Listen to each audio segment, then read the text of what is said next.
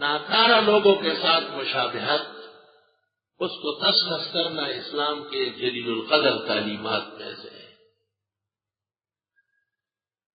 اس لیے باسلیقہ لوگ محرم الحرام میں کالے کپڑے نہیں پہنتے، کالی ٹوپیاں، کالی پگڑیاں، کالے واسکٹ اور عبائیں اس کو رکھ لیں الماری میں پیک کر کے 11 مہینے کے لیے، اور ماتمیوں کو کالے پہننے دیں۔ ماتمی لوگ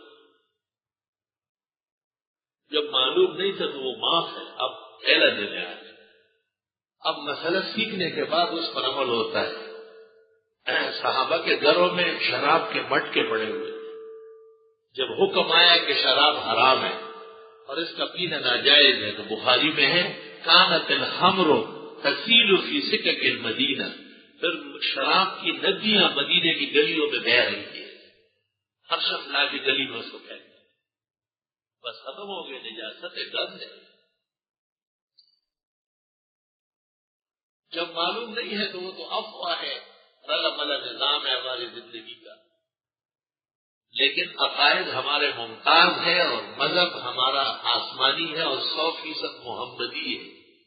جمیع اصحاب اور اہل بیت کا مذہب یہی ہے جو اہل سنت والجماعت کا چار دانگ عالم ہے۔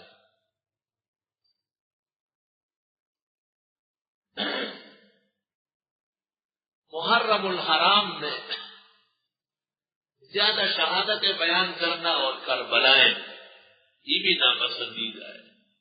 اہل حق بھی اس سے پرہیز کرے، یہ واقعہ کبھی اور بیان کرنا چاہیے۔ اللہ جزائے خیر دے مولانا عبدالحی لکھنوی کو، انہوں نے فتاوا میں بھی لکھا ہے اور متفرقات میں بھی لکھا ہے کہ اہل سنت والجماعت کا طریقہ محرم میں واقعات کربلا اور شہادت حسین کا نہ بیان ہے نہ سننا ہے۔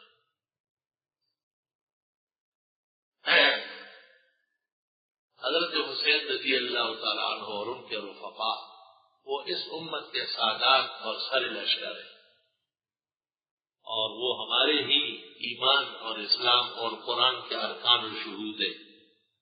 دوسرے لوگ تو ایسے بدنام کرنے کے لیے نام لیتے ہیں، اور حق یہ ہے کہ کربلا کے میدان میں ان کے ساتھ سیاسی زیادتی کی گئی۔ ابن تیمیہ جو اس موضوع کا جرنیل ہے اور اس جیسے قلم کسی کا نہیں ہے، اس نے بھی منہاج السنت النبویہ فی رد الشیعۃ والقدریہ میں لکھا ہے والحق ان الحسین قتل مظلوما، سچ ہے حسین کے ساتھ زیادتی۔ کیا مطلب ہے؟ جب سے اسلام آیا ہے حسین کے ساتھ زیادتی بھی کہیں اور نہیں، اور وہ شعیب علیہ السلام و یحییٰ اور وہ آرمینیا اور دانیال، وہ جو حزقیل اور شمویل، وہ جو سارے قتل ہوئے ہیں اور ایک ایک دن میں 147 پیغمبر قتل کیے گئے، وہ زیادتی نہیں۔ امتی سے تو نبی کا درجہ کم از کم 1.25 لاکھ درجے اونچا ہے، اس سے آگے بھی ایک اعلیٰ امتی جیسے ابوبکر صدیق، جن سے بڑا امت میں کوئی نہیں قیامت تک، ان سے وہ پیغمبر جو ایک دن کے لیے آیا اور ایک امتی بھی اس کو نہیں ملا، 1.25 لاکھ درجے اونچا ہے۔ نبی اس قدر بڑے مقام کا ہے۔ لِمَ تَلْبِسُونَ الْحَقَّ بِالْبَاطِلِ، کیوں حق و باطل کو ملاتے ہیں؟ وَتَكْتُمُونَ الْحَقَّ، اور حق چھپاتے ہیں، وَأَنْتُمْ تَعْلَمُونَ، سب کو جاننے کے بعد۔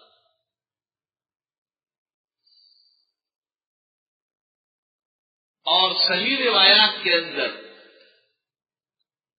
جس قتل کے نقصان کا ذکر امت کے حق میں ہوا وہ عمر کی شہادت،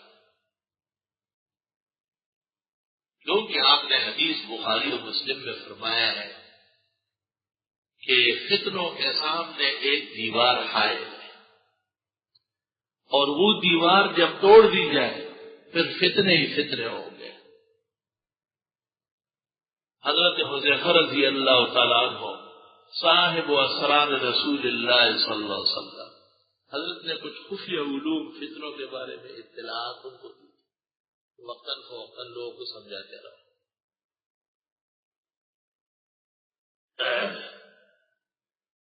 حضرت عمر نے ایک دن ان کو بلایا اور ان سے کہا حضرت حذیفہ سے کہ آپ کے پاس فتن اور تکالیف کی بڑی معلومات ہے.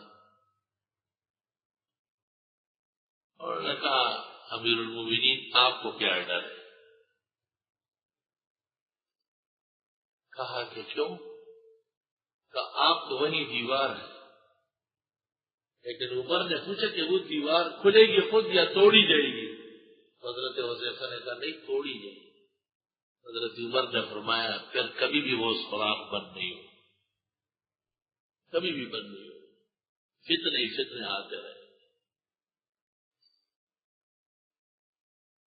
حضرت عمر رضی اللہ تعالیٰ عنہ شہید ہوئے ہیں. حضرت عثمان بڑی بے دردی کے ساتھ شہید کیے گئے.